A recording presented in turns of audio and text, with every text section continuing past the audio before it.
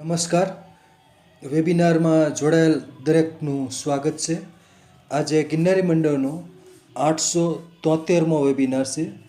આજના વક્તા છે અમદાવાદના વૈદ્યશ્રી વિનોદભાઈ ઠક્કર સાહેબ, જેઓ આપણને પ્રાણીજ દ્રવ્યોની ઔષધીય ઉપયોગિતા વિશે વક્તવ્ય આપશે. વૈદ્યશ્રી વિનોદભાઈ ઠક્કર સાહેબને વિનંતી કે તેઓ પોતાનું વક્તવ્ય હવે શરૂ કરી શકે છે. નમસ્કાર સાહેબ. જય ધન્વંતરી.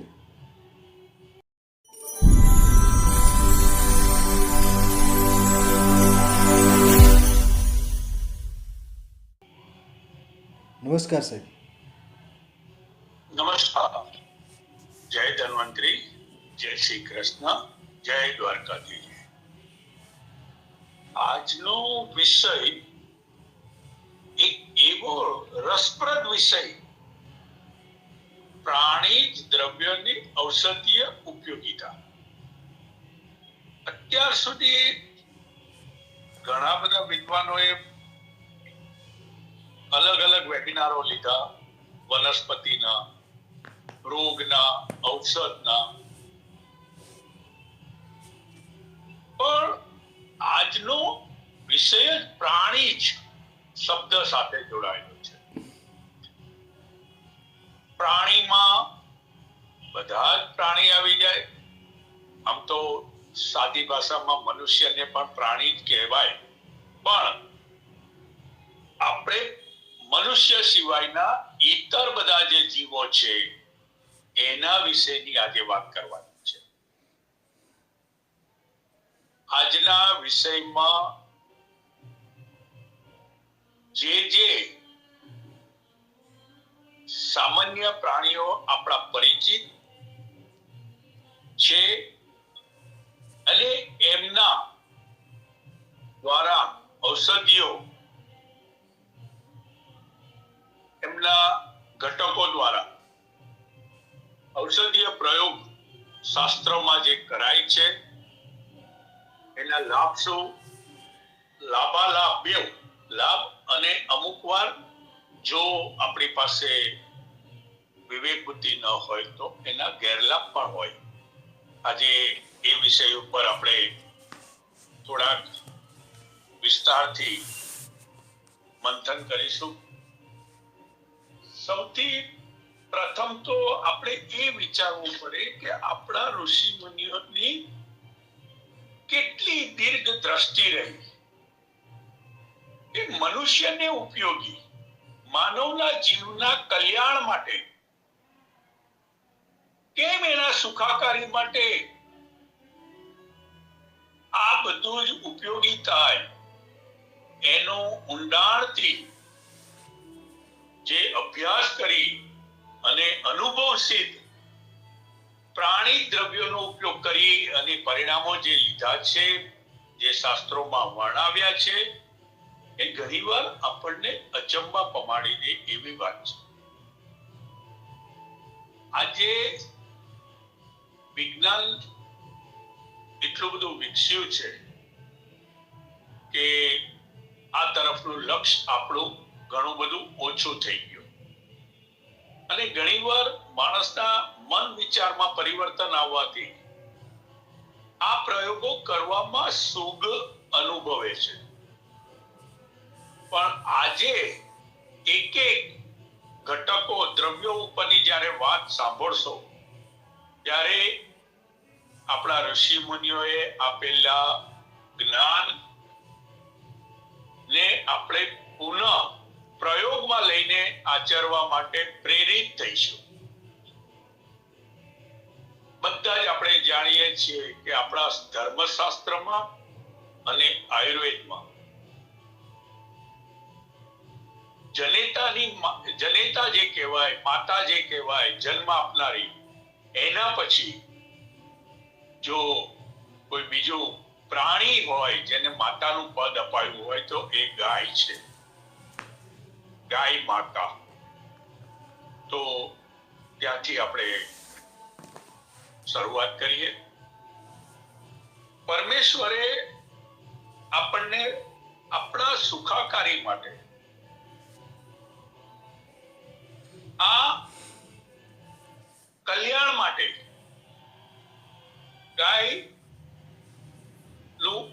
અસ્તિત્વ મૂક્યું હોય એવું તમને ફલિત થતું દેખાશે. ગાયના વિશે ઘણી બધી વાતો આવે છે. 33 કરોડ દેવતા, 33 કોટા દેવતા એમાં વાસ કરે છે. પણ આપણને ઘણીવાર આ પ્રશ્ન આવે કે આ કઈ રીતના શક્ય છે. પણ આજે જે થોડો ઘણો પ્રકાશ મારા જ્ઞાન અભ્યાસના આધારે અને અનુભવના આધારે હું જ્યારે લાવવાનો પ્રયત્ન કરું છું તો આપને ખ્યાલ આવશે કે વાસ્તવમાં ગાય માતા છે. એના માટે પહેલી જ વાત કે આયુર્વેદને તો પછી આપણે વિચારીએ, ધર્મશાસ્ત્રની માંથી શરૂ કરીએ તો ધર્મશાસ્ત્રમાં પણ પવિત્રતા માટે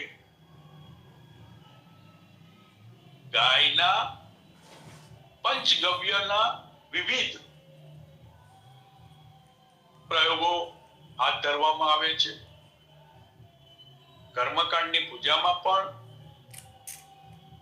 એ ઉપયોગી બને છે. અને આયુર્વેદમાં તો ચિકિત્સકીય રીતે એના વિશેષ પ્રયોગો આપણા આચાર્ય શ્રીઓ, મહર્ષિ કહીએ, એમણે જે ચિકિત્સકીય પ્રયોગો આપ્યા છે એ તો મનનીય છે અને પ્રાયોગિક પણ છે. ધર્મશાસ્ત્રમાં છાણને ચોરી અને નીચેનો શ્લોક બોલવાનો જે હવે હું કહી રહ્યો છું એ બતાવે છે કે ગાયના ગોબરની ગો માયા કહેવાય એનું પણ કેટલું સ્થાન આપેલું છે.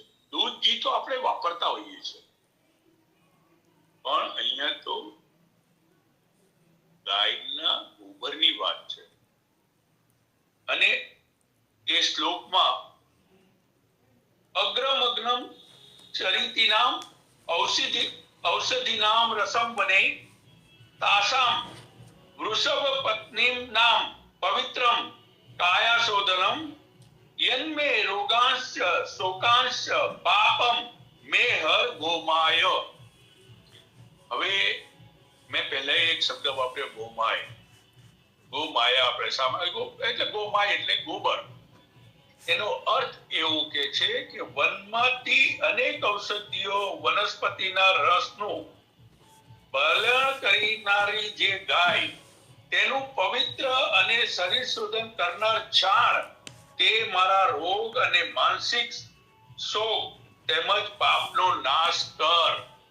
હવે બધું જ આવી ગયું, શારીરિક, માનસિક અને પાપ. આ એની તાકાત. આ આપણા ધર્મ શાસ્ત્રમાં છે. અને આ જે વાંચ્યું, જે મેં કહ્યું, એના ઉપરથી આપને ખ્યાલ આવશે કે એની કેટલી મહત્વતા છે. અરે જીવિત ગાય તો બરાબર, પણ ગાયનું આયુષ્ય પૂર્ણ થાય ત્યારે પણ એ જન ઉપયોગી એના અંગનું એક અંગ એવું છે કે જે જન ઉપયોગી રહે છે અને ઔષધીય રીતે વપરાય છે. એ પણ એક હું તમને ધ્યાન દોરી દઉં, જેને આપણે ગોરોચન કહીએ છીએ. આ ગોરોચન વિશે સમય આવે આગળ હું વક્તવ્યમાં લઈશ.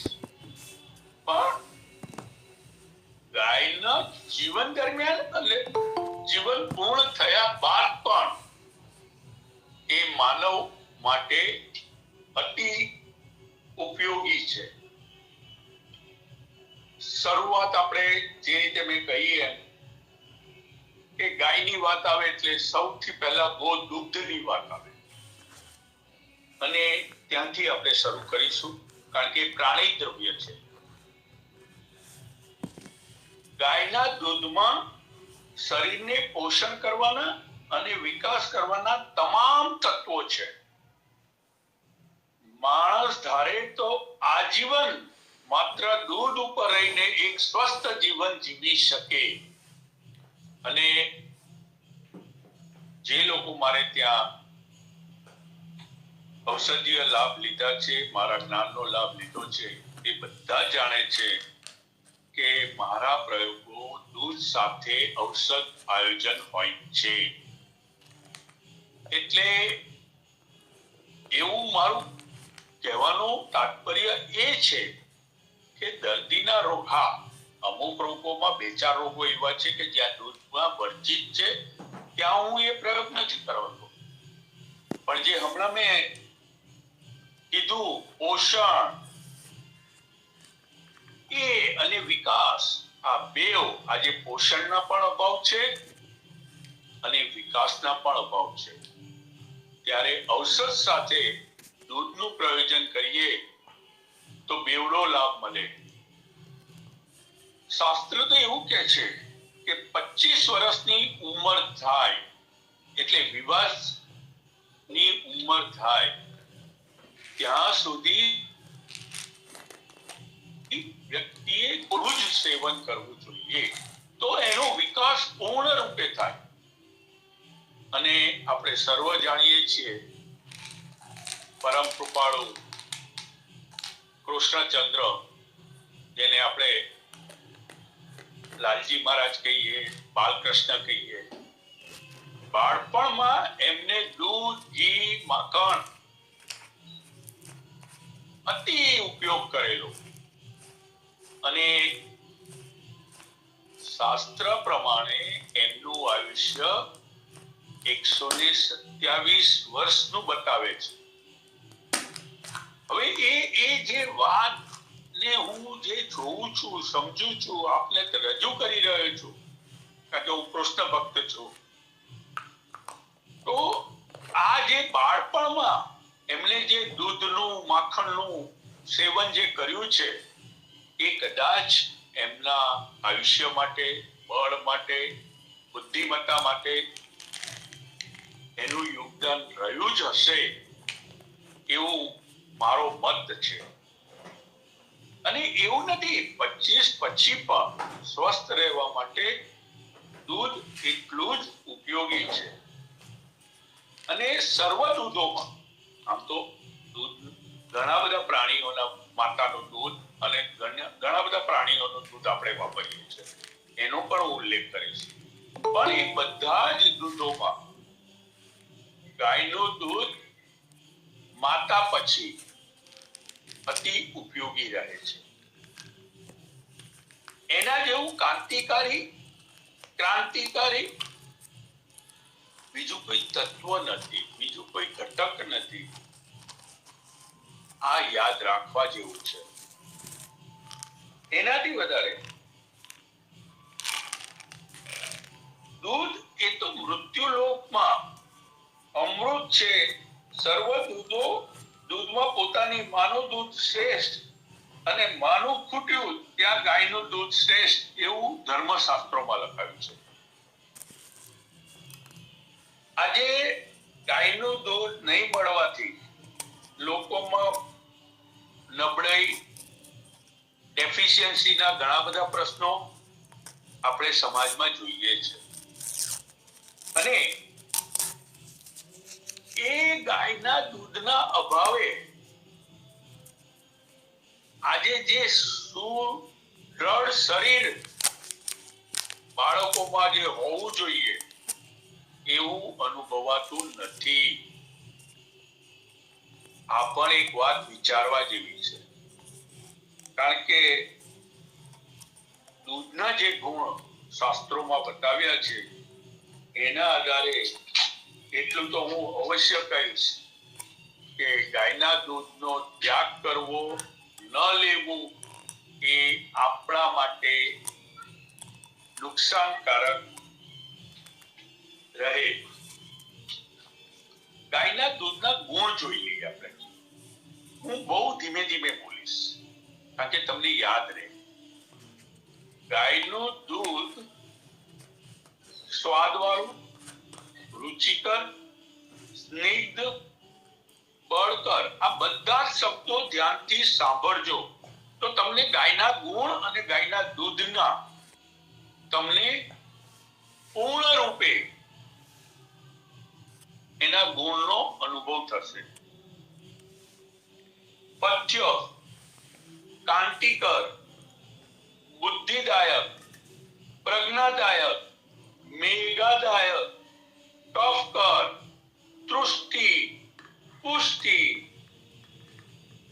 વીર્ય અને શુક્રને વધારનાર, વયસ્થાપક, હૃદય, રસાયણ, ગુરુ, પુંસ્ત્વપ્રદ, મીઠું અને વાત, પિત્ત, વિષ, વાત્રક્ત, દાહ, રક્તપિત્ત, અતિસાર, ઉદારવત, ભ્રમ, કામ, મદ, શ્વાસ, મનોવ્યથા, જીર્ણજ્વર, હૃદયરોગ, પિપાસા, ઉદર, અપસ્માર, મૂત્રકુજ, ગુલ્મ, અર્શ, પ્રવાહિકા, પાંડુ, શૂળ, અમ્લપિત્ત, ક્ષયરોગ, અતિશ્રમ, વિષમાગ્નિ, ગર્ભપાત, યોનિરોગ, નેત્રરોગ અને વાત રોગનો નાશ કરનાર છે. હવે આટલા બધા રોગો ઉપર ઉપયોગી હોય તો ન વાપરવું એ જ આપણા રોગનું કારણ હોઈ શકે. આ એક મત મારો છે. એમાંય જ્યારે કાળી ગાયનું દૂધ હોય તો વિશેષ કરીને વાતનાશક છે. આપણે જોઈએ છે ગાયના અલગ અલગ વર્ણ હોય તો સફેદ, પીળી, રતાશ પડતી, કાળી. તો અહીંયા કાળી ગાયનો સૌથી વિશેષ રીતે વાતનાશક ગુણ બતાવ્યો છે. લાલ અને ચિત્રવર્ણની ગાયનું દૂધ વિશેષ કરીને વાતનાશક છે. પીળી ગાયનું દૂધ વાત પિત્તનો નાશ કરનાર છે. હવે પીળો જે રંગ છે એ પિત્તનો રંગ છે. એ જો આ કુદરતની રચનાની અનુભૂતિ આપણે સમજવાની છે કે એની વાયુનો શ્યામ રંગ હોય તો વાતનાશક કીધી, ચિત્રવર્ણ એ પણ થોડો શ્યામ હોય.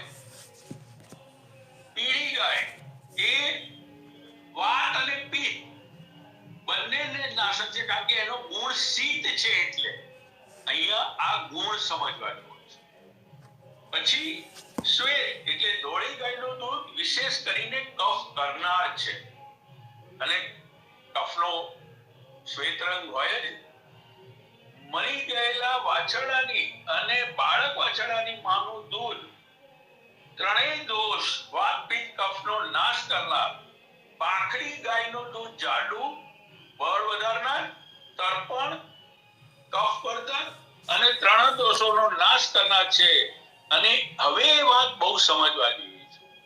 ખોળ અને ખાણ ખાનારી ગાયનું દૂધ કફ કરનાર છે અને વગડામાં ચરતી ગાય, ઘાસ, પરાળ ઇત્યાદિ ખાનારી ગાયનું દૂધ સર્વ રોગોમાં ઉપર હિતકારી છે. આ વાત બહુ સમજવા. આ જે ગોચર ગાયો જે આપણા સમાજ વ્યવસ્થામાં ગોચર જગ્યાઓ મૂકી હતી, આ એનો લાભ આપણા ઋષિ મુનિઓને ખબર હતો, એના ફાયદા ખબર હતા. આજે એમાં પણ આપણે વિષમતા જોઈએ છે. તો અહીંયા આ મારો ઉલ્લેખ કરવાનું કારણ એ છે કે આપણે ક્યાં ક્યાં કેવી કેવી ભૂલો કરી, એનું પરિણામ પણ આપણે શું ભોગવવાના છીએ અથવા તો આવનાર સમયમાં શું આવશે એનું થોડું ચિત્ર આપણને ખ્યાલ આવે. આ જ વાત આપણે બીજી રીતે પણ જોઈ શકીએ કે જ્યાં બાળકની માતા અવસાન પામે, જો બાળકને દૂધ પચવામાં થોડી તકલીફ પડતી હોય તો બકરીનું દૂધ આપીએ છીએ, નહીતર આપણે ગાયનું દૂધ આપીએ. તો એના પોષક તત્વો એ બાળકની માં ન હોવા છતાંય એને વિકાસ કરવામાં ઉપયોગી બને છે, તો એ ગાયના દૂધનો કેટલો મોટો પ્રભાવ એના શરીર ઉપર આવે છે, આ વિચારવા જેવી વાત છે. ગાયનું ધારોષણ દૂધ એટલે જેવું આંચળમાંથી દોવાતું હોય ત્યારે એ ગરમ હોય, એને ધારોષ્ણ કહે છે.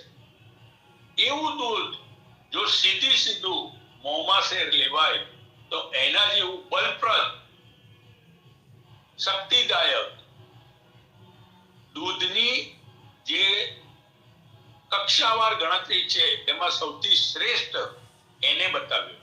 પણ અહીંયા વિવેક બુદ્ધિ વાપરવાની.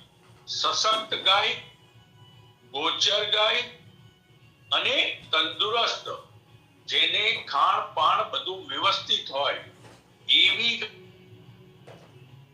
છે. માં લખ્યું સ્પષ્ટતા તો આપણે સમજવું પડે, કારણ કે એના સંદર્ભો બીજે છે. એક ધારો દૂધ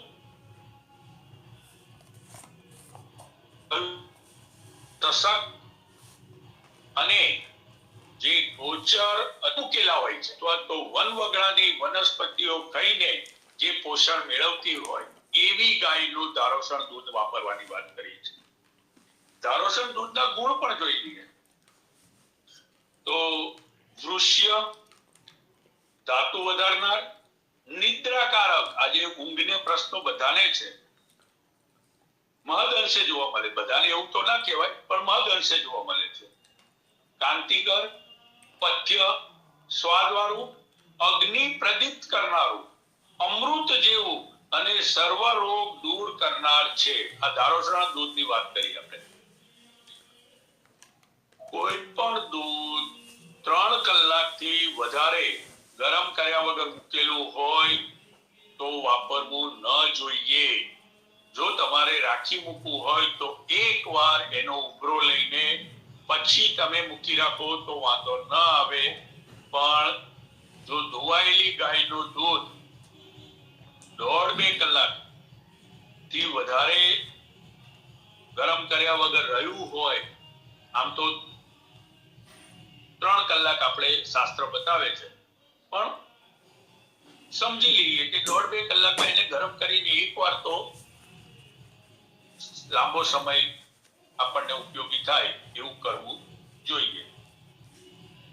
હવે દૂધ ના પ્રયોગો થોડાક આપણે જોઈ લઈએ તો સૌથી પહેલા તો દૂધનો સૌથી સારો ગુણ જે છે એ આધાશીશી ઉપર છે.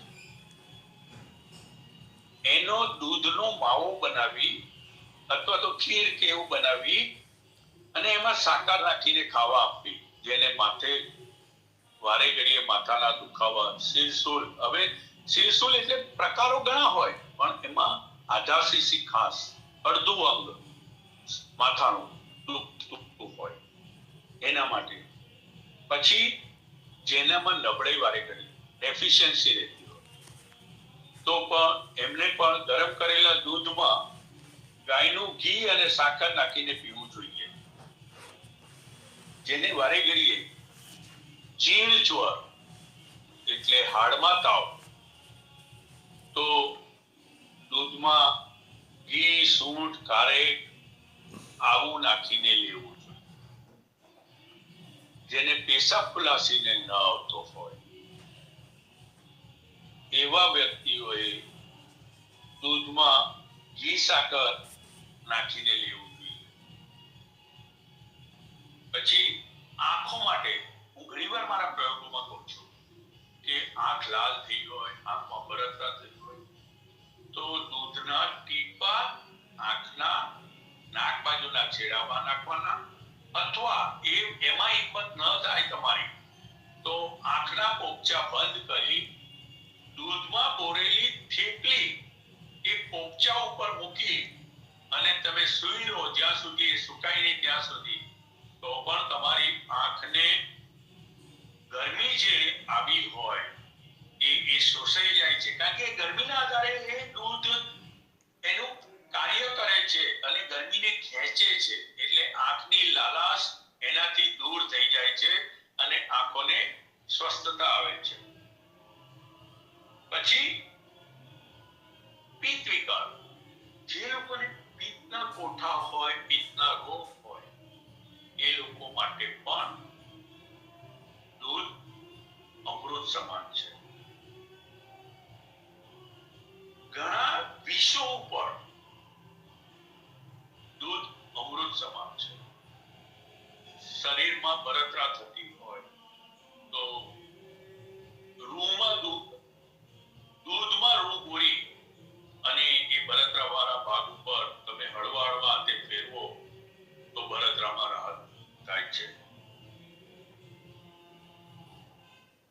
બીજું રક્તપિત્ત. હવે આ એક એવી વાત છે, આપણે શાસ્ત્રમાં રક્તપિત્ત અને વાતરક્ત આ બેની અંદર ઘણા પ્રશ્નો આવે છે. એકચ્યુઅલી લેપ્રસી જેને કહેવાય છે, ગલત કુષ્ઠ, એ એકચ્યુઅલી સામાન્ય ભાષામાં રક્તપિત્તમાં ગણે છે બધા, પણ એનું શાસ્ત્રીય નામ છે. રક્તપિત્ત એટલે રક્તની અંદર ઉષ્ણતા.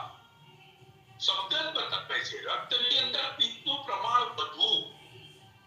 તો એવા રોગોમાં આ દૂધમાં 5 ગણું પાણી નાખીને તે સારી રીતે ઉકાળવું અને પાણી બની જાય એટલે દૂધ પીવું.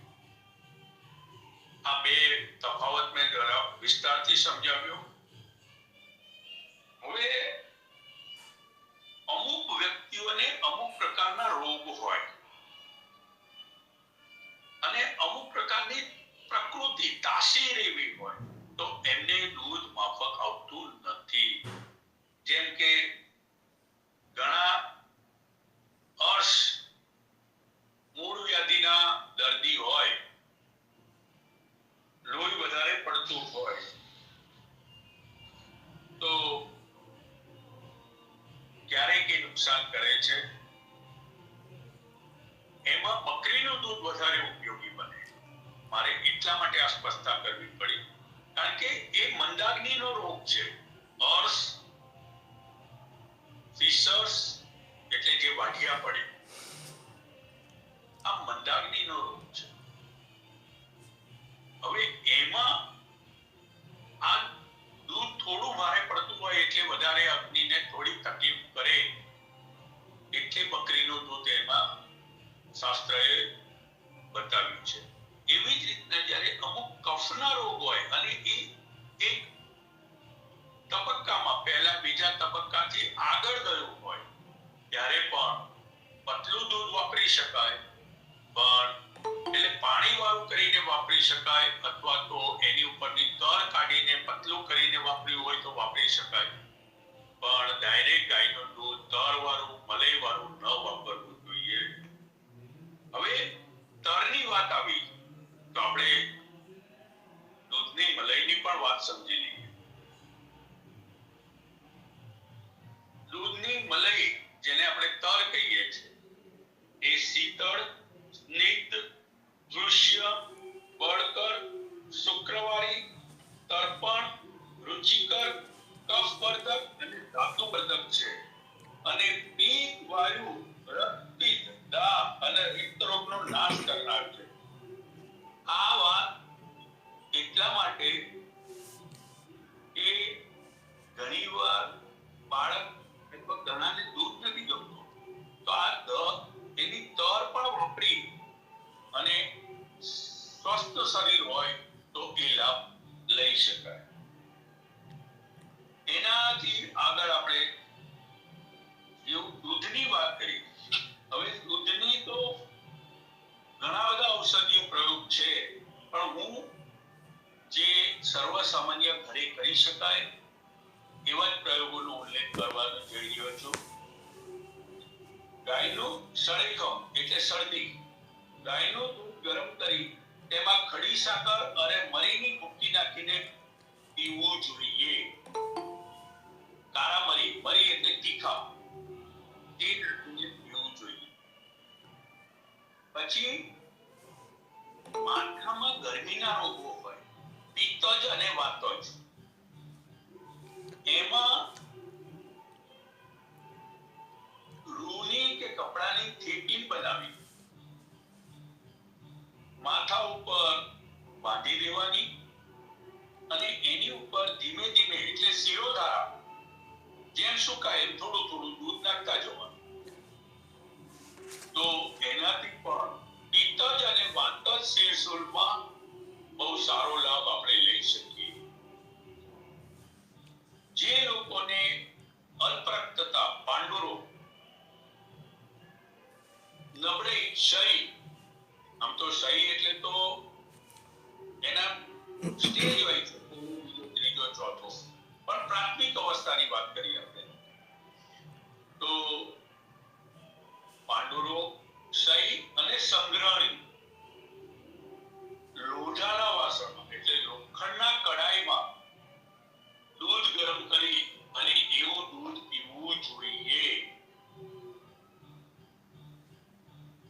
પછી નાકમાં તો આપણે ઘણી વાર જોઈએ છીએ કે નસકોરી ફૂટી હોય તો દૂધની થેપી ટીપા પીપા વાત એક બાજુ રાખો, દૂધની થેપી દાંત ઉપર મૂકી દો ને ભીની કરીને, તો પણ રક્તસ્રાવ થતો બંધ થઈ જાય.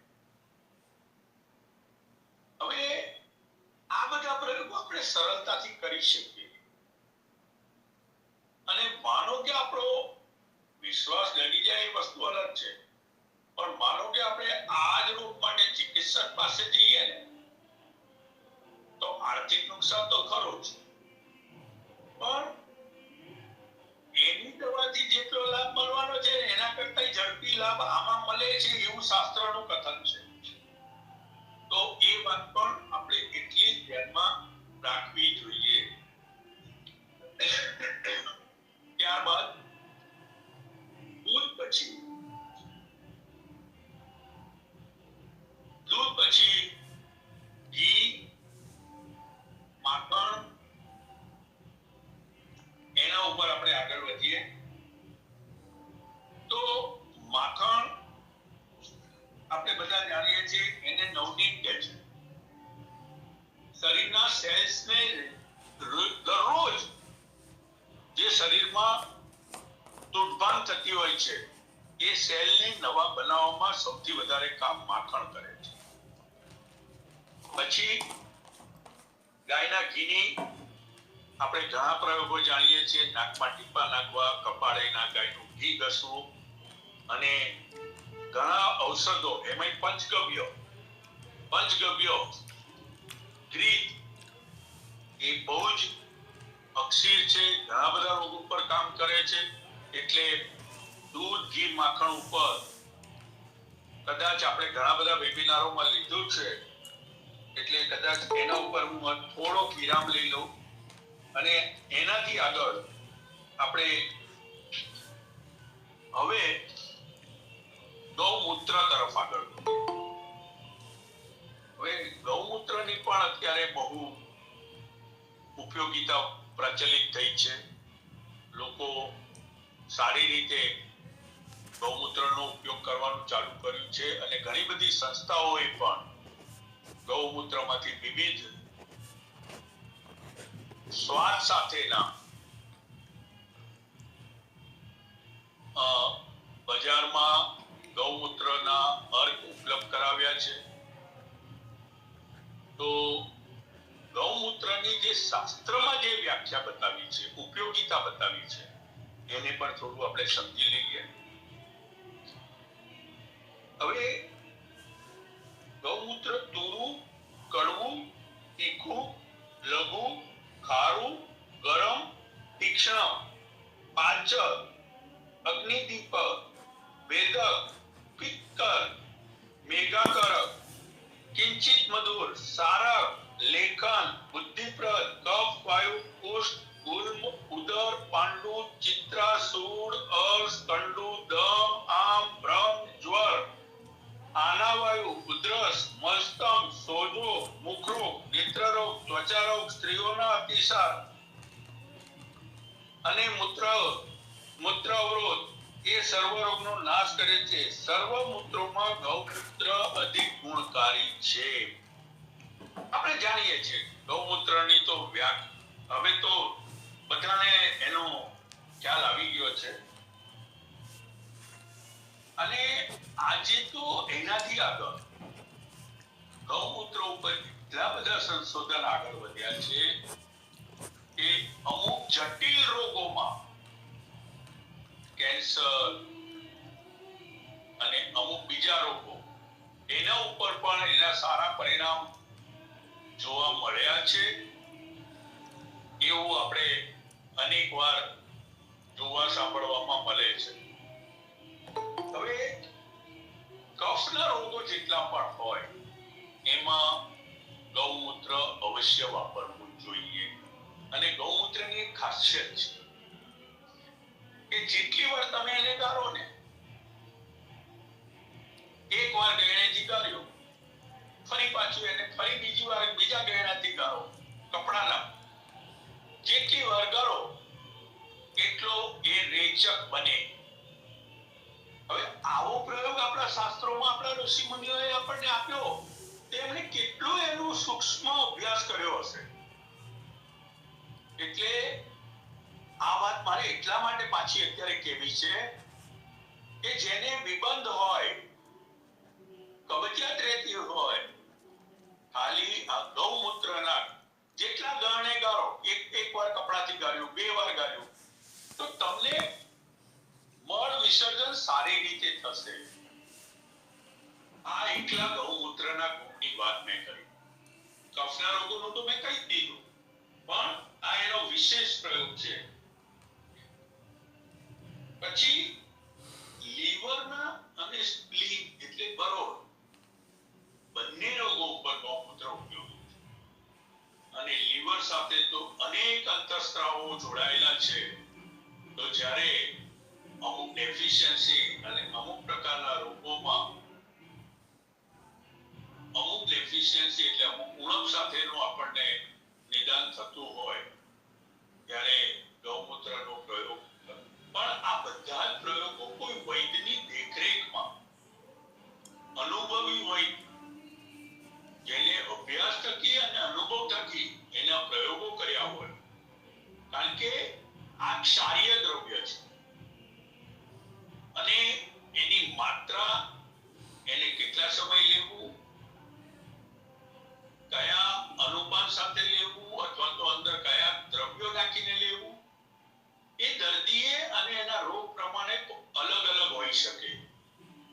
તો ત્યાં થોડો વિવેક રાખી અને આપણા પરિચિત વૈદને સંપર્ક કરી એમની સલાહમાં, એમની દેખરેખમાં, એમના કથન પ્રમાણે આપણે પ્રયોગ કરવા જોઈએ.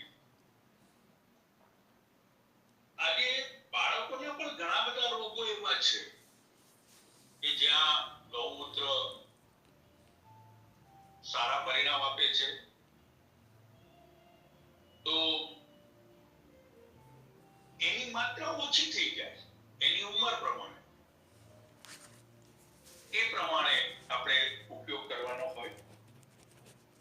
જે લોકોને અલ્પરક્તતા, પાંડુ અને અલ્પરક્તતા આમ તો બે જોડકાના ભાઈ બહેન જેવા છે, પણ જ્યારે સતત તમારું હેમોગ્લોબિન ઓછું રહેતું હોય તો ગૌમૂત્રની સાથે અમુક ઔષધ આયોજન ગોઠવાય તો તમને એનો પૂરો સારો લાભ મળે. એટલા માટે મેં અહીંયા કીધું કે પાંડુ રોગમાં પણ ગૌમૂત્ર વાપરવાનું શાસ્ત્ર બતાવે છે. કાનમાં જ્યારે સૂળ થતું હોય તો ગૌમૂત્રના હળવું ગૌમૂત્ર ગરમ કરીને એના ટીપા નાખવાથી કર્ણશૂળમાં ફાયદો થાય છે. એનાથી આગળ ગાયના છાણની વાત, તો ગાયના છાણનું મેં કીધું ગોમાય. હવે શરીરે એને ચોરવાથી દુર્ગંધ નાશ થાય છે. ઘણાને પરસેવામાં, પ્રસ્વેદમાં શરીરમાંથી દુર્ગંધ છૂટતી હોય. તો આ ગોમાયનો પ્રયોગ કરી શરીરે ચોરી અને સ્નાન કરે, ભલે રોજ ના કરે, 4-5 દિવસે એકવાર કરે, તો ધીમે ધીમે એ દુર્ગંધ હળવી થવા માંડે. પછી પરસેવો વધારે થતો હોય ત્યારે પણ આ ઉપયોગી છે. ઘણાને પરસેવાનું પ્રમાણ અતિ હોય ત્યારે પણ આ કરવાથી એનું પરસેવાનું પ્રમાણ ઘટી જાય છે.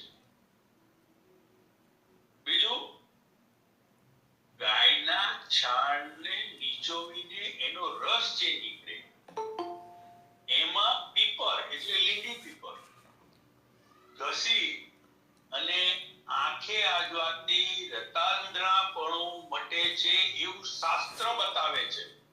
મેં પ્રયોગ નથી કર્યો, બસ શાસ્ત્ર બતાવે છે. આ શાસ્ત્ર બધી વસ્તુ અમે કરી ના હોય, પણ શાસ્ત્ર જ્યારે અમુક વાત જે ધ્યાને લાવવા જેવી હોય તો અમને એવું થાય કે આવા પ્રયોગોથી કદાચ કોઈનું કલ્યાણ થતું હોય. પણ પાછું એ જ વાત આવીને ઊભી રહે કે વૈદની દેખરેખમાં એની સાથે રહી એમના સૂચન સલાહ મુજબ પ્રયોગ કરવા જોઈએ.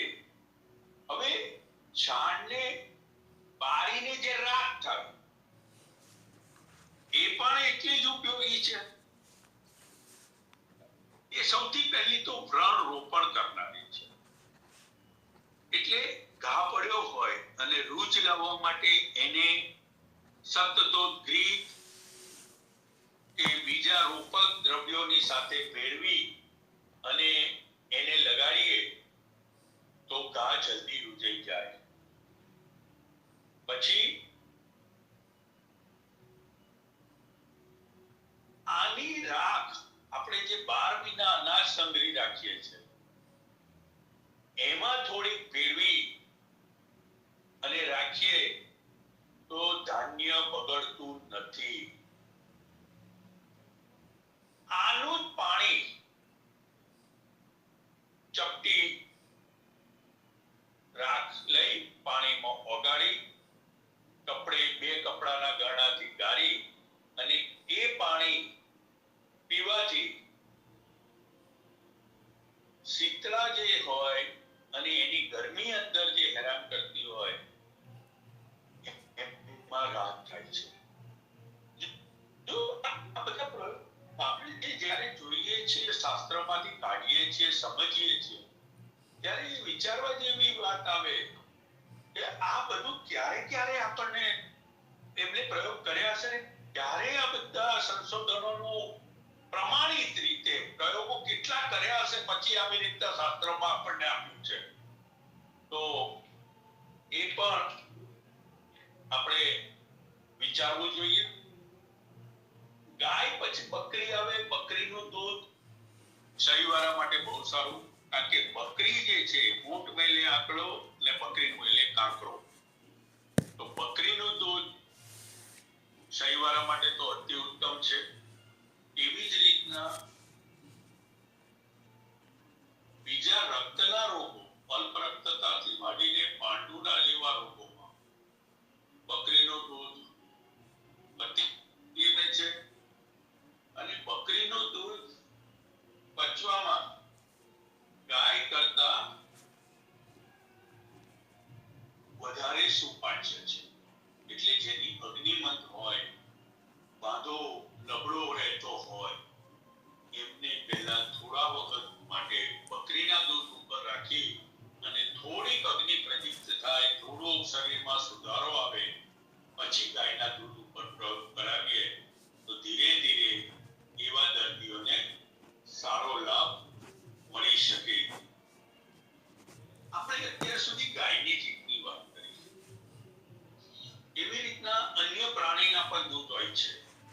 જે બકરીની મેં કીધી, ભેંસ, હાથી, ગધેડો, આ બધા દૂધો પણ રોગ પ્રમાણે શાસ્ત્રમાં બતાવ્યા છે. પણ એ પહેલા અન્ય જે સમજવા જેવું છે, કારણ કે પ્રાણી દ્રવ્યો એકલા દૂધ ઘી ને માખણ ને એના પૂરતું સીમિત નથી. એના બીજા અંગોના પણ પ્રયોગો આપણે બહુ ઉપયોગી હોય છે. જેમ કે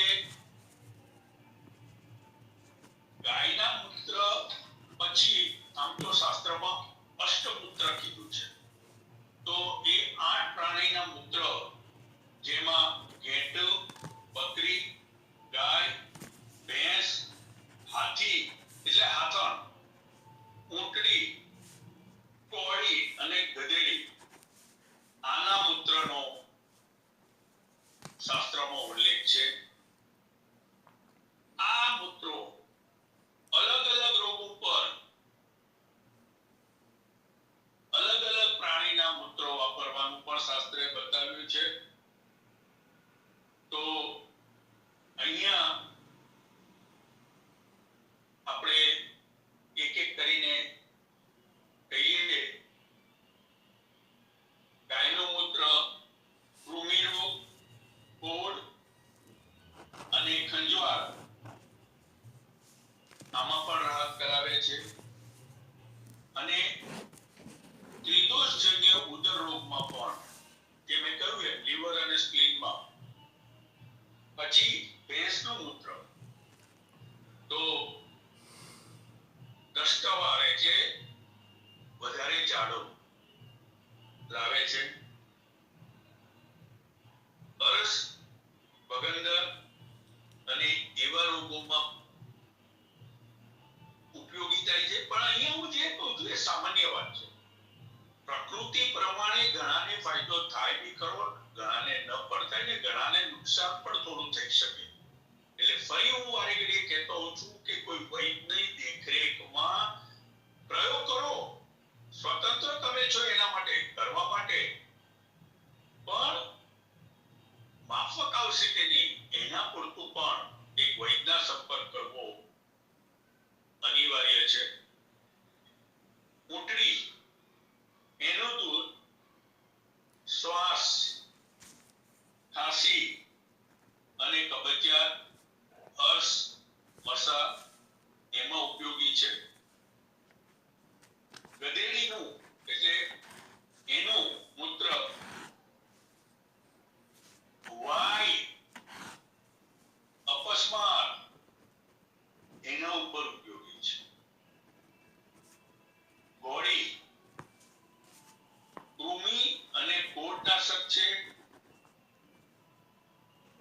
અને ઘોડીના વાળનું એટલે ઘોડી કે ઘોડાનો વાળ મસા, બાહ્ય ચર્મ પર, જે ચર્મ ઉપર કીલ થાય, ચર્મ કીલ, મસા, એના વાળથી એને બાંધવામાં આવે તો એનાથી એ વાળ ધીમે ધીમે એ મસાને કાપી અને ખેલવી નાખે છે. એવી જ રીતના હાથણ, એનું મૂત્ર વાયુનાશક, કફને કોપાવનારું, કારણ કે શરીર હાથીનું બાંધો તમે જોયો છે બધાએ આપણે, એટલે કફને વધારનાર છે. કોપાયમાન કરનાર એટલે વધારનાર. અને મંડળ કોષ્ઠ એટલે ચકેડા જેમાં હોય એવા ચામડીના રોગમાં, મંડળ એટલે ચકેડું, એવા ચામડીના રોગોમાં એ ઉપયોગી થાય છે. પછી 8 પ્રાણીઓના પણ જે મેં કહ્યું એમ દૂધ છે. 8 પ્રાણીઓના દૂધ હોય છે. એને આપણે એક એક કરીને સેટ જોઈ લઈએ કે જેથી આપણને એનો પણ થોડો પ્રકાશ મળી જાય. અને એ પહેલા અમુક પ્રાણીની મળ એના પર શાસ્ત્રોમાં પ્રયોગ બતાવ્યા છે. જેમ કે કબૂતર અને પારેવા, એની ચરકો, મળકો, તો ભૂમડા બાતે ભૂમડું ફોડવા માટે કબૂતરની અગાર, પારેવાની અગાર નો લેપ કરવાથી ભૂમડું પાકીને ફોડી નાખે છે.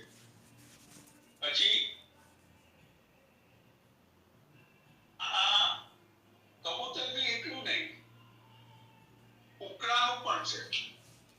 કુકડાની વિષ્ઠા એ પણ કબૂતર પારેવાની જેમ જ કુમળા ઉપર લેપ કરવો એ પણ ત્યાં ઉપયોગી છે.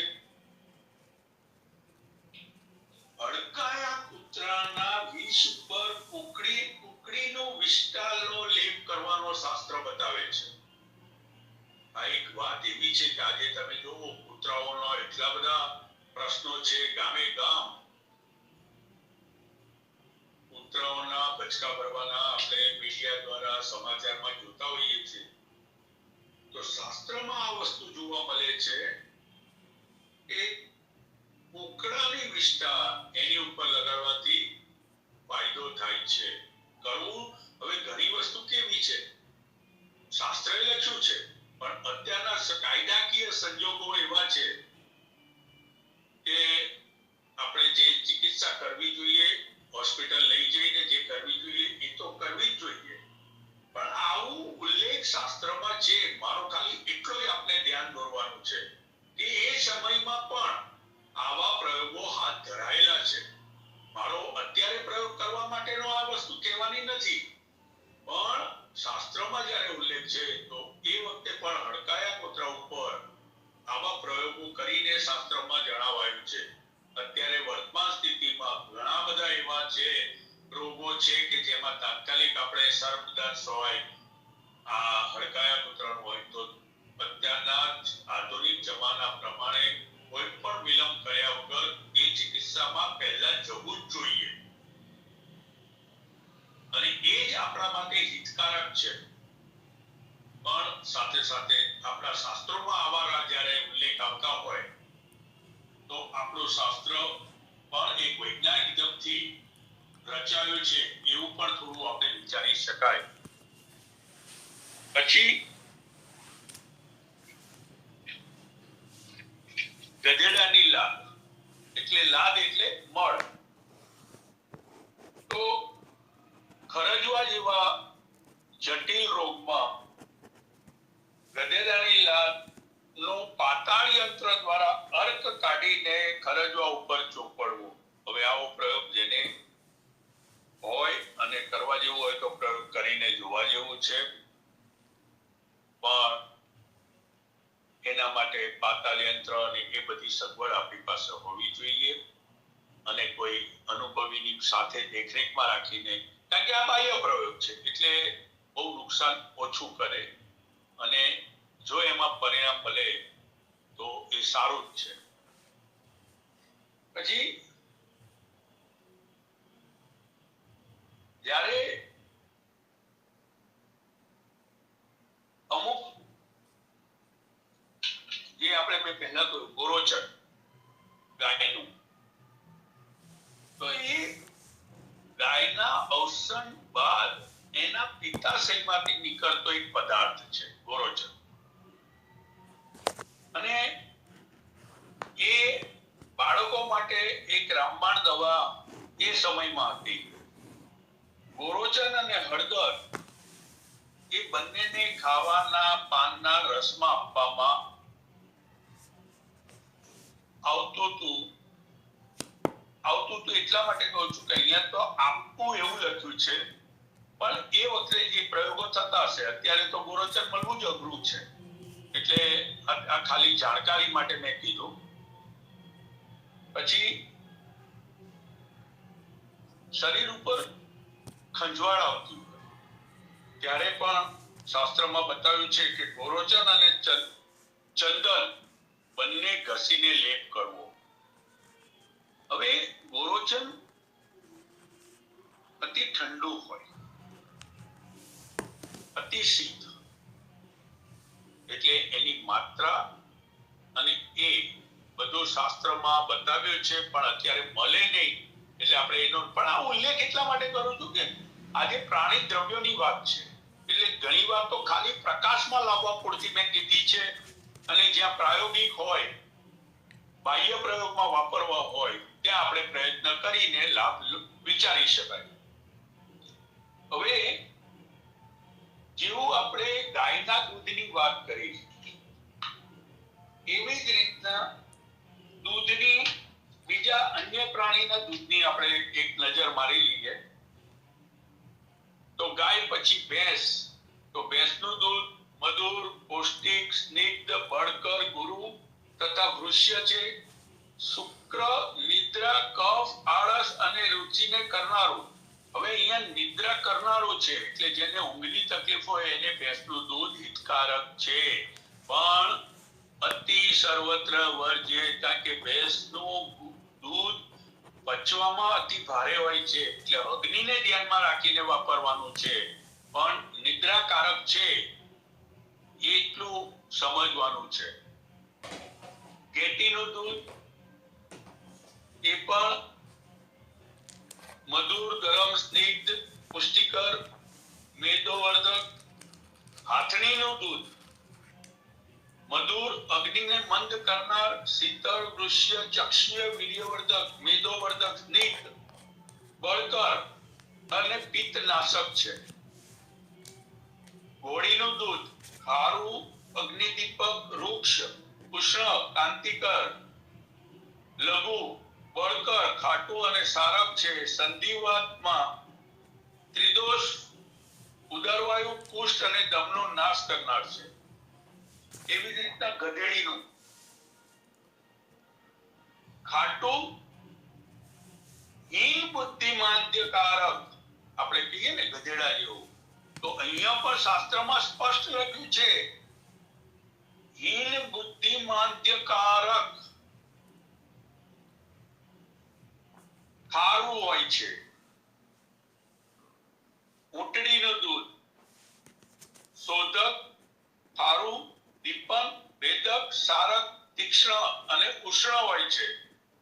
અને સોજો, કફ, કુષ્ઠ, આનાવાયુ, પ્રમેહ, નળવાત, કૃમિ, ગુલ્મ, કાસ, અર્શ, ઉદરરોગ અને શૂળનો નાશ કરનારું હોય છે. હવે આ દૂધની જે આપણે આટલી વાત કરી એ પ્રાણીઓના દહીંને પણ જોઈ લઈએ. અને દહીં જોતા પહેલા આપણે એના ઘી વિશે પણ થોડી સમજ લઈ લઈએ. આજે બકરીનું ઘી ચક્ષુય, દીપન, બળવર્ધક, વૃષ્ય, પાક વખતે તીખું અને કાસ, શ્વાસ, સહી, કફ, અર્શ અને રાજ્યક્ષમાનો નાશ કરનાર છે. બકરીનું દૂધ, જેટલું બકરીનું દૂધ ગુણકારી છે એટલું જ બકરીનું ઘી પણ ગુણકારી છે.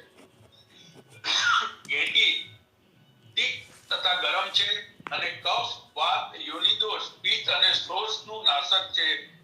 ભેંસનું દૂધ સૌખ્યદ, વર્ણકારક, હૃદય ક્રાંતિકારક, રુચ્ય, કફકર, મીઠું, શીતળ, વિસ્તંભકારક, કબજિયાત વધારનારું, બલપ્રદ, ધૈર્ય આપનારું અને ગુરુ છે. મેં કહ્યું એમ ભારે. અને અસંગ્રહી, વાત, રક્તપિત્ત, ભ્રમ અને પિત્તનો નાશ કરનાર છે.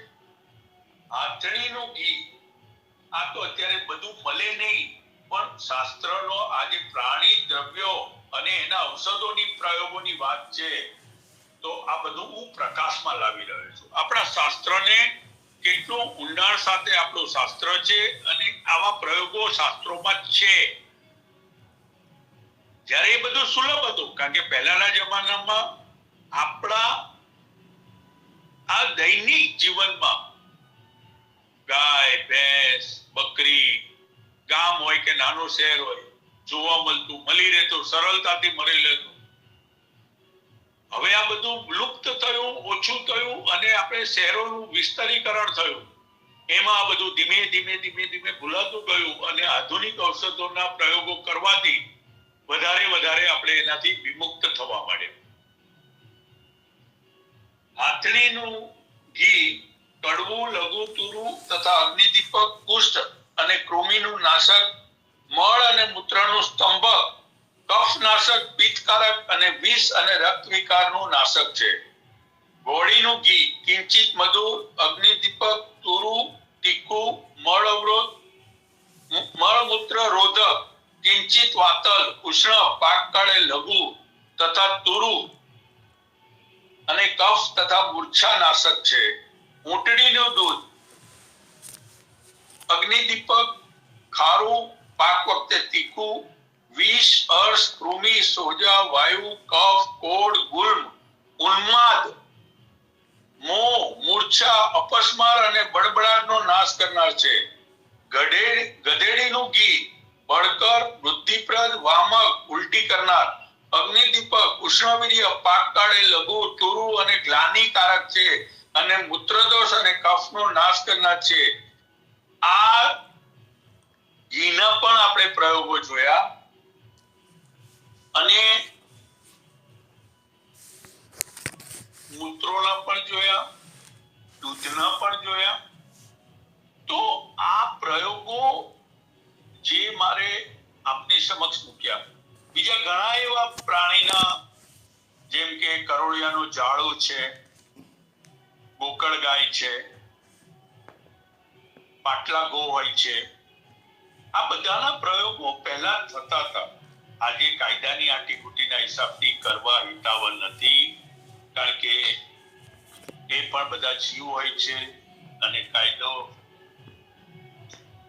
એ કરવા માટે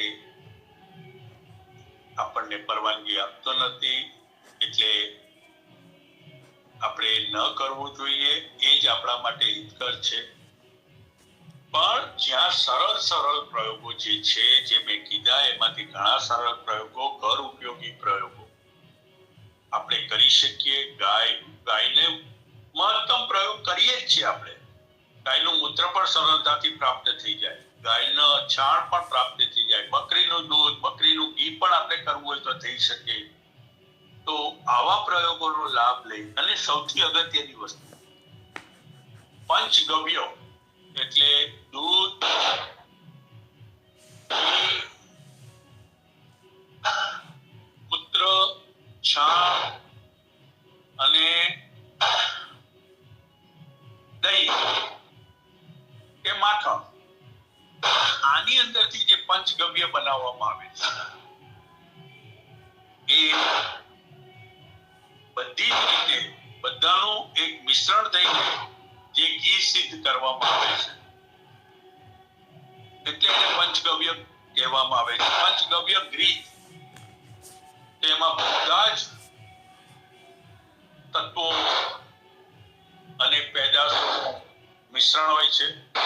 એવી જ રીતના સપ્તધૌત ઘૃત, એટલે 100 વાર પાણી રેડવાનું ગાયનું ઘી ઉપર, એને ફીણવાનું, થોડી વાર ફીણ્યા પછી પાણી કાઢી લેવાનું. એવી રીતના 100 વાર ધોવાથી જે ઘી બને એ સપ્તધૌત ઘૃત કહેવાય.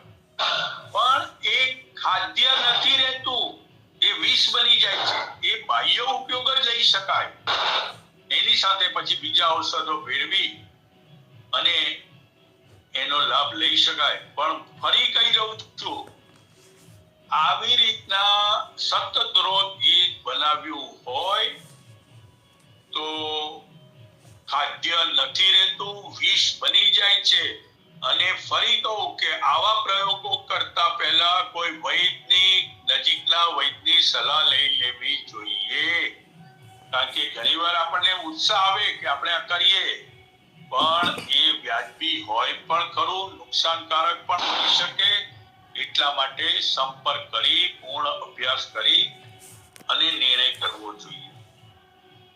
એવી જ રીતના ગાયના મૂત્રની સાથે હવે નેત્ર માટે પણ તમે ગાયના મૂત્ર તો આપણે છે જ, પણ જૂનું ઘી, એટલે 2, 3, 4 વર્ષ જૂનું ઘી હોય તો એ બાહ્ય પ્રયોગ માટે વધારે ઉપયોગી હોય છે. અને પહેલાના જમાનામાં એવું રાખી પણ મૂકતા, જે લોકો ગૌપાલક હતા અને જે આના ઉપર રસ ધરાવતા હતા, આયુર્વેદને જાણતા હતા, એવા વ્યક્તિઓ 2, 3, 4 વર્ષ જૂનું ઘી રાખી મૂકતા ને એની ઉપર એક સ્ટીકર મારીને રાખતા કે આ આટલા વર્ષ જૂનું છે, આટલા વર્ષ. તો એ ઘી પણ બાહ્ય પ્રયોગમાં ઘણું ઉપયોગી રહે અને રહેતું હતું. અત્યારે મળવું મુશ્કેલ છે. નેત્રમાં પણ એના ઉપયોગ પ્રયોગો બતાવેલા છે, નેત્ર રોગોમાં. ગૌમૂત્રને સિદ્ધ કરીને આપણે ઘણી બધી ઔષધો પણ બનાવવામાં આવે છે. ગૌમૂત્ર ભવિત, હરડે પણ જેને કમાવેલી હરડે કહેવામાં આવે છે, એ પણ ગૌમૂત્રમાં રાખી અને કમાવેલી હરડે બનાવી અને એના ઘસારા ઔષધ પ્રયોગમાં લેવાતા હતા. ગોકળ ગાયનું મેં તમને કહ્યું એમ, પછી સાપની કાચલી, આ બધા પ્રયોગો શાસ્ત્રમાં બતાવ્યા છે. અત્યારે કરવા વ્યાજબી નથી, પણ આ બધા જ પ્રયોગો ક્યાંક ને ક્યાંક એ જમાનામાં પરિણામદાયી રહ્યા હતા, તો જ શાસ્ત્રમાં એનો ઉલ્લેખ મળ્યો હોય. આટલું કઈ વિરામ લઈશ. જય ધન્વંતરી. અસ્તુ. જય ધન્વંતરી, જય ધન્વંતરી. ખૂબ ખૂબ આભાર વૈદ્ય શ્રી વિનોદભાઈ ઠક્કર સાહેબનો, જેમણે આજે પ્રાણી દ્રવ્યોની ઔષધિ ઉપયોગિતા અંતર્ગત વિવિધ પ્રાણીઓના દૂધ, વિવિધ પ્રાણીઓના મળમૂત્ર વિશે સરસ માહિતી આપી. ઘણા બધા ઔષધિ પ્રયોગો પણ તેમણે જણાવેલ છે. હવે કેટલાક પ્રશ્નો હું પૂછું છું. પંચામૃત માટે કયા કયા દ્રવ્યો હોય છે અને એની ઉપયોગિતા? ઠક્કર સાહેબ.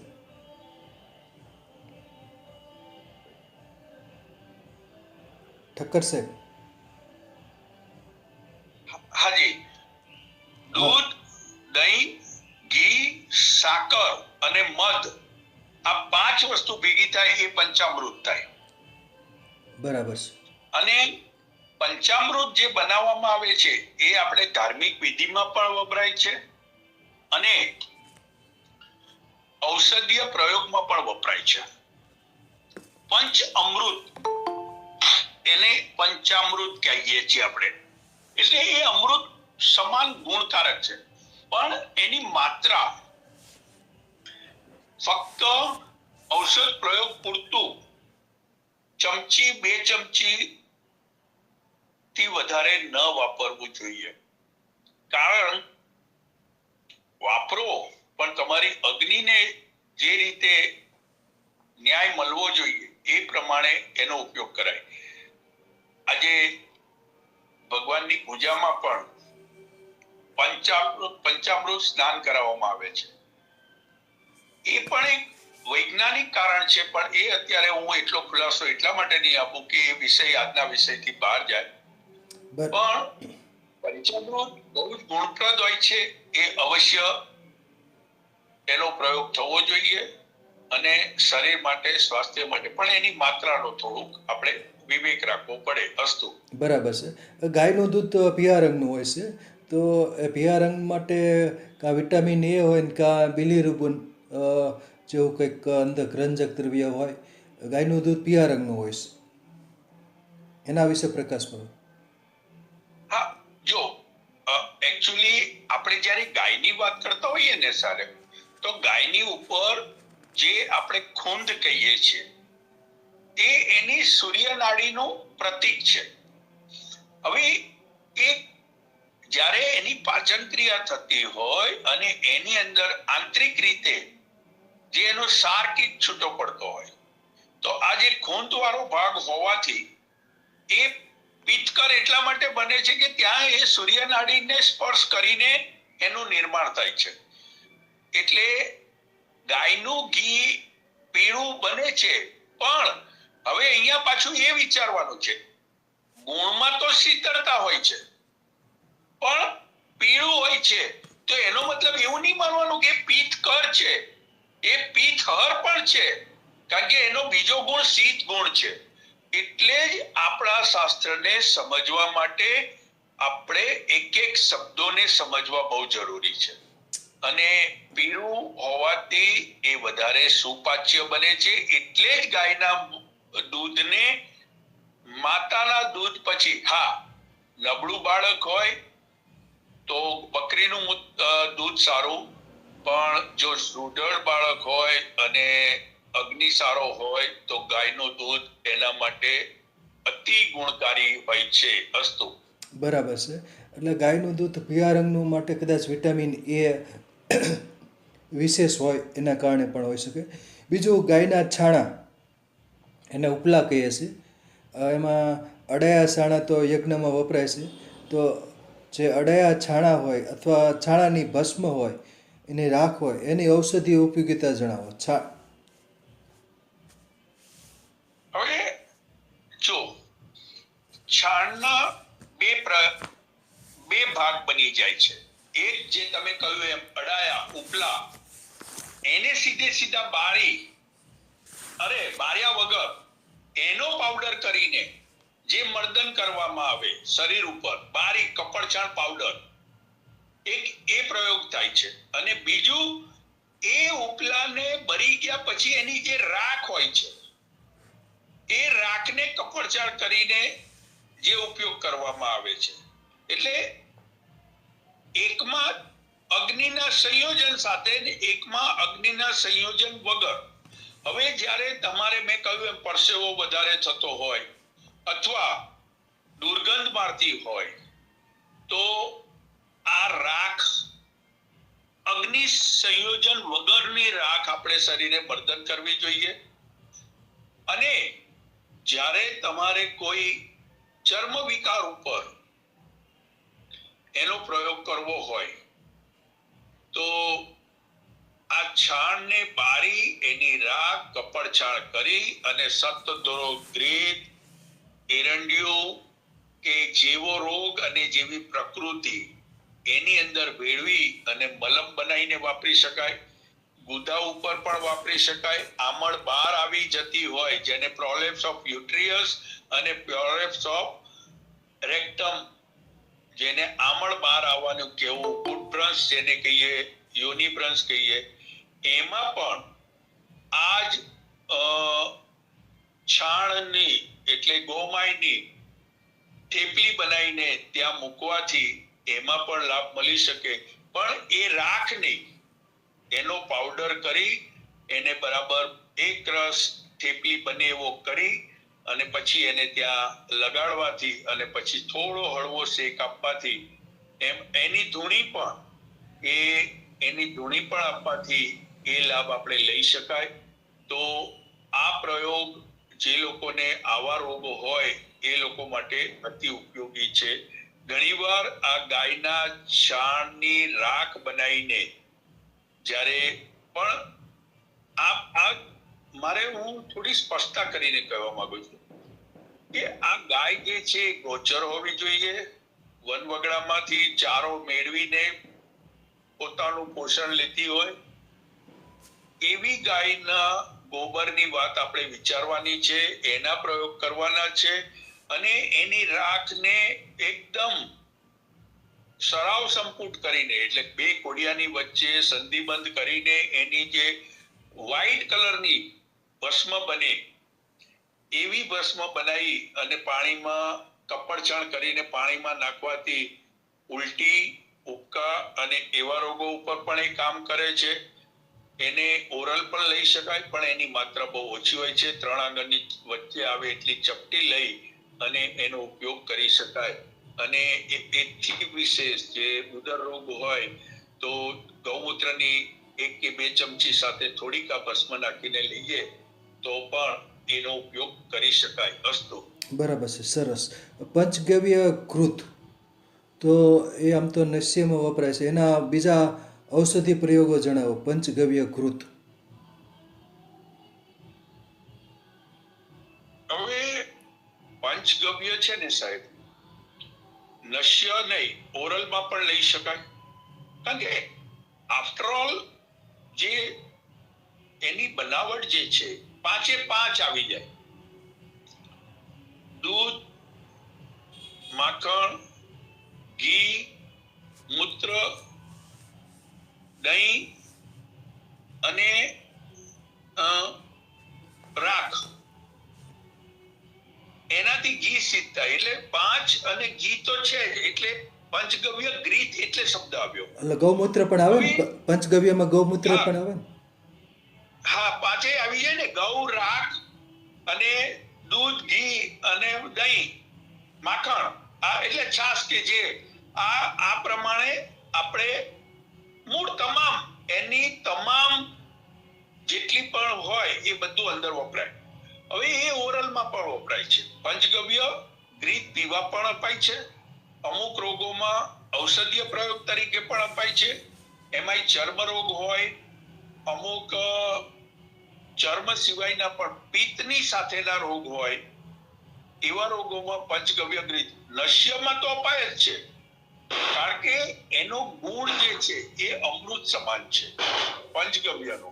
એટલે તમે એને ઓરલ પણ વાપરી શકો. ઇવન ગમે ત્યાં નાના નાના ગુમડા હોય, રૂજ ન આવતી હોય, છોલાઈ ગયું હોય, વાગ્યું હોય, વ્રણ થયું હોય, ત્યાં પણ એ ડાયરેક્ટ વાપરો તો એ હીલિંગ એજન્ટ તરીકે દૂધ લાવવામાં ઉપયોગી છે. નશ્ય સર્વસામાન્ય પ્રયોગ આપણને ખબર છે, પણ શાસ્ત્રમાં પંચઘૃત નું સેવન કરવાનું પણ બતાવ્યું છે. અમુક રોગોમાં તો એને વિશિષ્ટ ચિકિત્સા તરીકેનો ભાગ પણ ગણવામાં આવે છે, અને બાહ્ય પ્રયોગમાં પણ આ પંચગવ્ય ઘૃત લગાડીને વ્રણ રોપણ ને એવા અમુક જે પૈતિક વિકારો વાળા રોગો હોય છે ત્યાં એનો બાહ્ય પ્રયોગ કરીને પણ લાભ લેવાય છે. અસ્તુ. બરાબર છે. બીજું જે ગોમય એટલે કે ગૌમળ છાણ, તો એ ઇઝી ડિલિવરી માટેનો રસ વપરાય છે. કેટલાક વેદરાજાનો કંઈક લગભગ એનો ઉપયોગ કીધો હતો. ગોમયનો રસનો છે ઇઝી ડિલિવરી. હા, એમાં શું હોય છે કે કદાચ એક વેબિનારમાં હું બોલ્યો હતો. એક આપણે માંગરોળ નહીં પણ વંથલીથી આગળ કેશોદ બાટવા, અને ત્યાં હું એક જગ્યાએ ગયો હતો અને ત્યાં મેં સાંજના મોડી રાતે આ એક પ્રયોગ કર્યો હતો.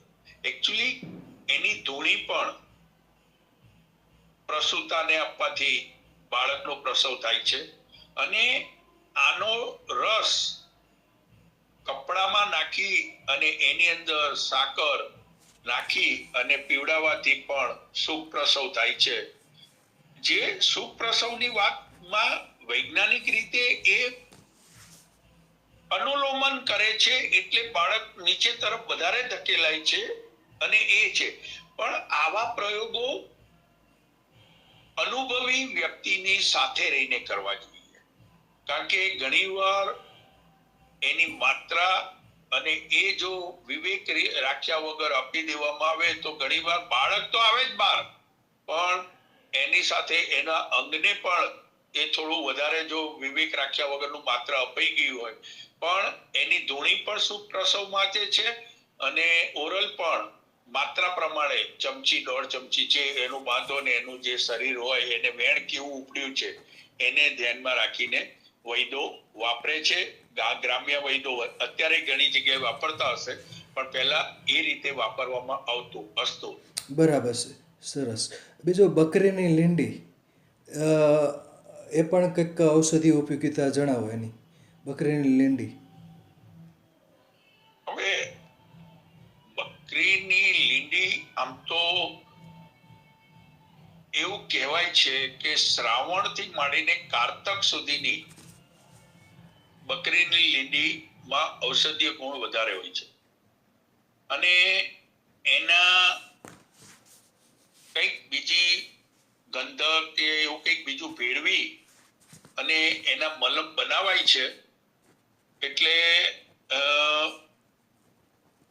એવું ગંધક છે. પછી જે ચર્મ વિકાર માટે જે પણ વપરાતું હોય, કણજીનું તેલ કહેવાય, એરંડિયું કહીએ, સતદ્રોત ગીત કહીએ, આ એની અંદર ભેળવી અને મલમ બનાવવામાં આવતો હતો. પણ હવે મને એની પૂરી વિગત મને નથી ખબર. મેં પણ વાંચ્યું છે, જોયું છે, કારણ કે મારે અહીંયા તો બકરીના એ લીંડી મળવી બહુ અઘરી છે. ઈચ્છા ઘણીવાર થાય કે આપણે એક પ્રયોગ કરી જોઈએ, કારણ કે એના બહુ શાસ્ત્રોમાં ભારપૂર્વક લખ્યું છે, પણ મેં પ્રયોગ નથી કર્યો. પણ એની અંદર વિવિધ ઔષધો ભેળવીને બાહ્ય ઉપયોગી મલમો બનાવવામાં આવતો હતો, એટલું મને થોડું ખબર છે. બાકી હું વિશેષ એના ઉપર પ્રકાશ નહીં પાડી શકું, સાહેબ. બરાબર, સરસ સરસ. બીજું બકરીનું લોહી, અજા રક્ત બસ્તી માટે કંઈક કેટલાક વેદરાજ વાપરતા અગાઉ જૂના, તો એ કયા રોગમાં વાપરતા? અજા રક્ત બસ્તી. પ્રશ્ન કર્યો એમાં જ અમદાવાદમાં જ હવે મેં આપણા આજના વેબિનારમાં પણ 2-3 વાર એ ઉલ્લેખ કર્યો છે કે કાયદાની આટીગુટી હવે એવી થઈ છે. જીવદયા પ્રેમી આનો એક વિરોધ કર્યો હતો. એક નામાંકિત અખનાનંદમાં સેવા આપી ચૂકેલા વૈદ્ય પાંડુ થેલેસીમિયા એવા રોગો ઉપર અજારક્ત બસ્તી આપતા હતા. હવે હેતુ તો દર્દીના હિત માટે હતો, પણ જીવદયા પ્રેમીઓ એમની વાત ખોટી નહોતી. એના કાયદાકીય થોડા પ્રશ્નો ઉભા થયા અને એના હિસાબથી એ વ્યક્તિએ સેવા બંધ કરી દીધી, અજારક્ત બસ્તી આપવાનું બંધ કર્યું.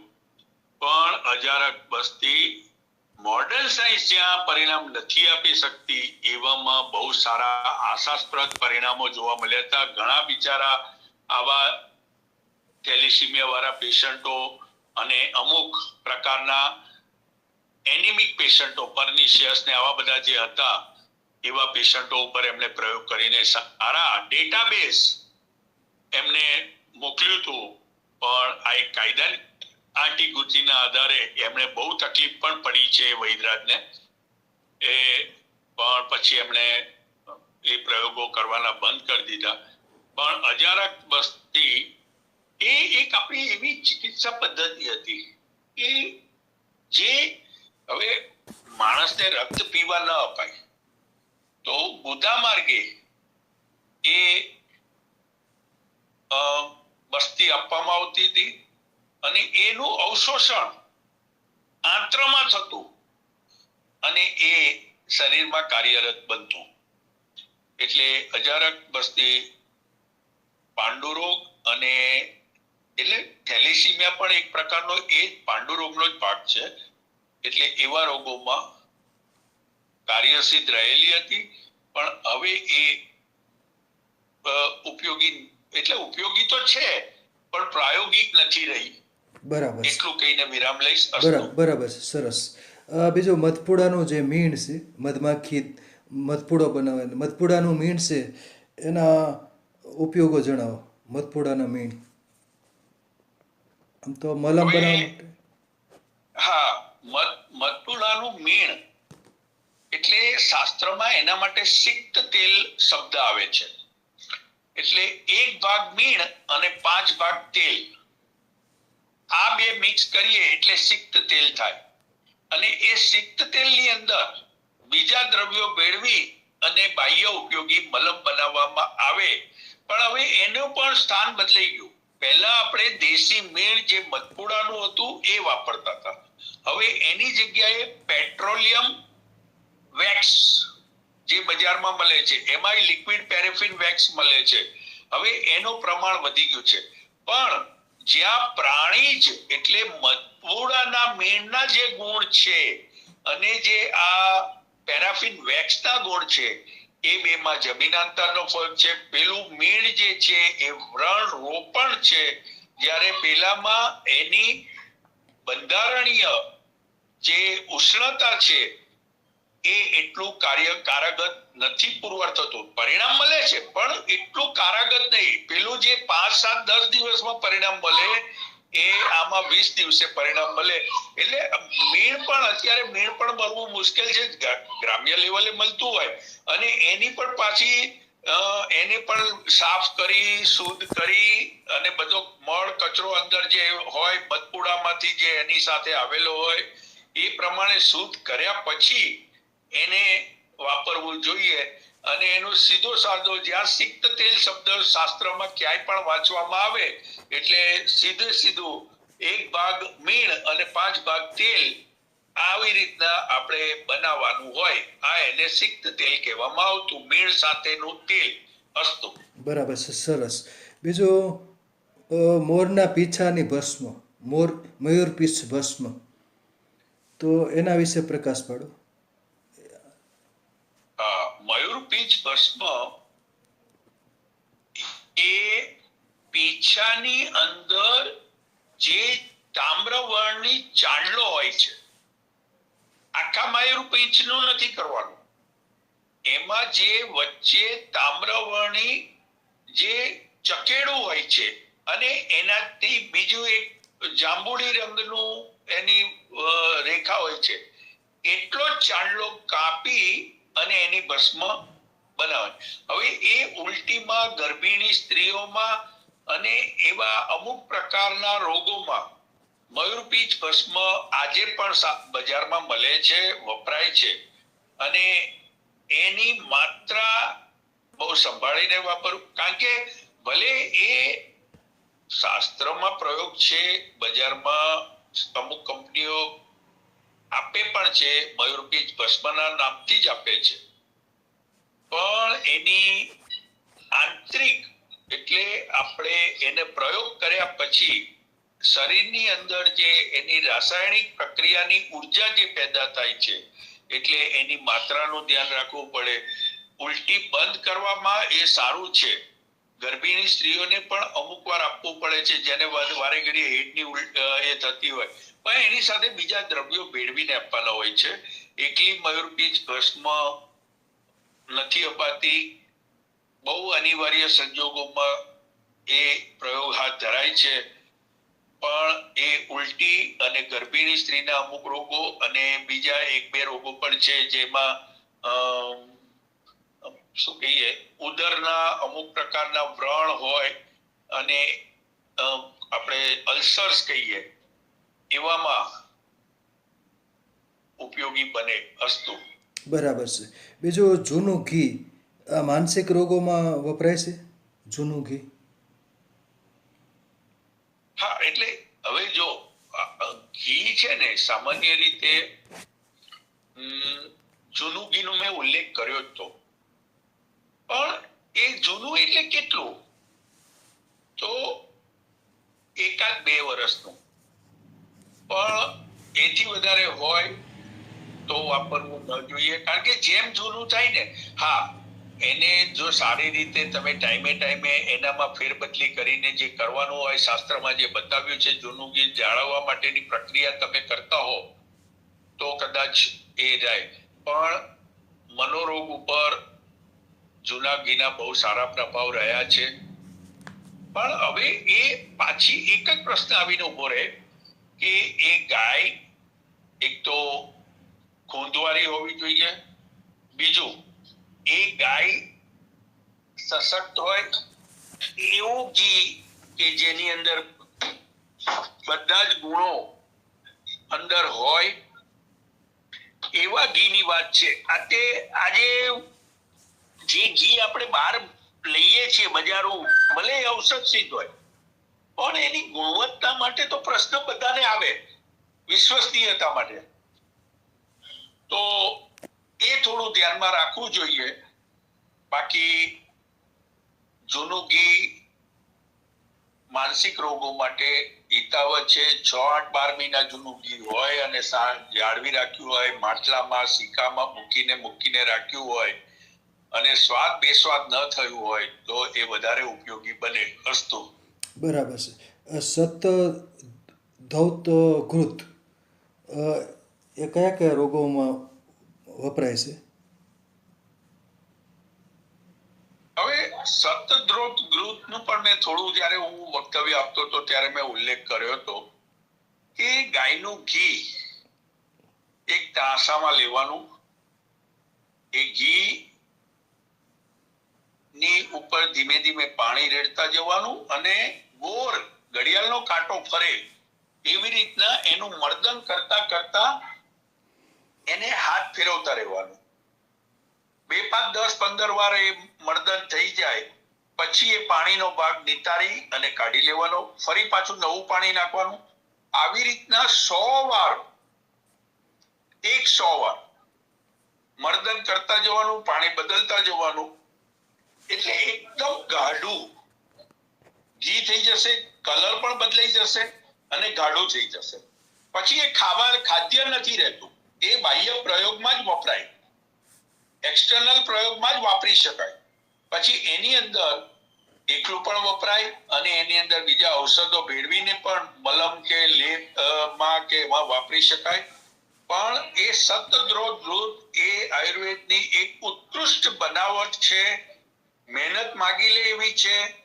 પણ જ્યાં સારી દવાઓ નિષ્ફળ જતી હોય વ્રણમાં અને અમુક પ્રકારના રોગોમાં, ત્યાં આ સતદ્રોત દૂધ બહુ સારું પરિણામ આપે છે એવું મારા વ્યક્તિગત અનુભવથી હું વિશ્વાસ સાથે કહી શકું. અસ્તુ. સરસ સરસ. બીજું ગાયનું છાણ હોય અથવા કોઈ પણ પ્રાણીનું છાણ હોય અથવા ગધેડા કે ઘોડાની લાદ હોય તો એ ખાસ કરીને ગામડામાં જે ઓલું ગાર લીપણ કરવા માટે મકાનને પણ ગાર કરતા હતા અને તળિયે પણ એનું લીપણ કરતા ગારનું લીપણ. કેમ કે પહેલાં તો બધી લાદી કેવું હતું નહીં એટલે ભોંયતળિયા માં ગારનું લીપણ કરવામાં, એમાં ગાયનું છાણ ખાસ વપરાતું લીપણ માટે.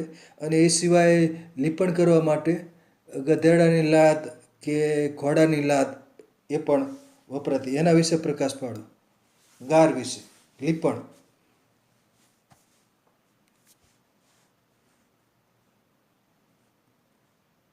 ગધેડાની લાદ, ઘોડાની લાદ, ગાયનું છાણ. એક જ મિનિટ, અનમ્યુટ થવાનું રહી ગયું હતું. હા. આપણે ઘણીવાર મેં મારા આજના વક્તવ્યમાં બધાની લાદ અને એના પ્રયોગો મેં કહ્યા. હવે આ જે બધા ગુણ છે એમાં બતાવ્યા, જંતુ કૃમિનાશક, જંતુનાશક, વિષગ્ન, આવા બધા જે ગુણો એના બતાવ્યા, એ ગુણો ખાસ કરીને એની લાદમાં પણ લીપણ ગાર કરવા માટે વાપરતા, જે તળિયું હોય. એટલે જ કે ત્યાં લીપણમાં કીડા કૃમિ ન થાય, ઘરની અંદર અમુક પ્રકારના જીવત ન આવે. બીજું કે વિષક્ત જે કિરણો જે છે, ભર ઉનાળામાં ફૂલ ગરમી હોય અને એના લીપણથી, જે આ બધાના લીપણથી કર્યા હોય તો અમુક ટેમ્પરેચર હળવું રહે. એ જેને અનુભવ, એ લીપણ વાળા ઘરમાં રહ્યા હોય અને એને જેને અનુભવ કર્યો હોય ને એને ખબર પડે કે લીપણ વાળા ઘરમાં ટેમ્પરેચરમાં આ સિમેન્ટ ને રેતીના મકાન કરતા 5 થી 7 ડિગ્રીના ટેમ્પરેચરનો ફરક હોય છે. આજે પણ એ અનુભવ કરવો હોય તો કરી શકાય. એટલે જ આપણા ઋષિ મુનિઓ કુટીરોમાં આવા બધા લાદોના લીપણ કરી અને એ કુટીરોમાં રહેતા હતા. આજે વૈજ્ઞાનિક રીતે પણ એવું પુરવાર થયું છે કે હાઈ રેડિયેશન વાળા જેટલા પણ કિરણો છે એ ગાયના છાણ અને આ બધા મિશ્રિત લીપણથી એને ભેદીને પ્રવેશવા માટે એ અવરોધક બને છે. એટલા એના ફાયદા છે. એટલે લીપણમાં નીચે અને જે દિવાલો ઉપર, અને પહેલા તો આપણે ચૂના સાગોળના દિવાલો બનાવતા અને પછી એની ઉપર આ લીપણ કરતા. તો આ જે બધી પ્રક્રિયા હતી એ ટેમ્પરેચરને જાળવવા માટે હતી, સારી રીતે સ્વાસ્થ્ય જળવાય એના માટે હતી. અને હવે તો હું જ્યારે બહુ નાનો હતો ત્યારે અમારું જે વતનમાં જે ઘર હતું જે અમે વેચી માર્યું એમાં આવું લીપણ હતું. એ 2 દિવસ જ મેં અનુભવ કરેલો, પણ મને એક દિવસે પણ યાદ છે ત્યારે મારી ઉંમર પણ બહુ નાની. અને પછી મારા એક મિત્રએ આપણા જ ગામમાં ખસમાં આવી કુટીર બનાવેલી, ત્યારે પણ 3-4 દિવસે અનુભવ કરેલો. એટલે એ લીપણ વાળા મકાનમાં, કુટીરમાં રહેવાથી જે અનુભૂતિ થઈ હતી અને મકાનમાં, જે ઘરમાં સિમેન્ટ ને રેતીમાંથી બનાવેલા મકાનમાં જે રહીએ છીએ એનો અનુભવ જ અલગ છે. અને એના લીપણથી ઘણા ફાયદા હતા. રોગની, જીવાણુઓની, વાયરસની, આ બધાથી આપણને રક્ષણ મળતું હતું. વાહ વાહ, સરસ સરસ. ખૂબ ખૂબ આભાર. વૈદ્ય શ્રી વિનોદભાઈ ઠક્કર સાહેબનો, જેમણે આજે પ્રાણી દ્રવ્યોની ઔષધીય ઉપયોગિતા વિશે સરસ વિસ્તૃત માહિતી આપ્યું. વિવિધ પ્રાણીઓના દૂધ, મળમૂત્ર અને બીજા અન્ય જે ચાર પગા પ્રાણીઓ સિવાય અમુક પક્ષીઓ ના પણ ઔષધીય પ્રયોગો સરસ રીતે જણાવેલ. ખૂબ ખૂબ આભાર. જય ધન્વંતરી, જય ધન્વંતરી. સરસ.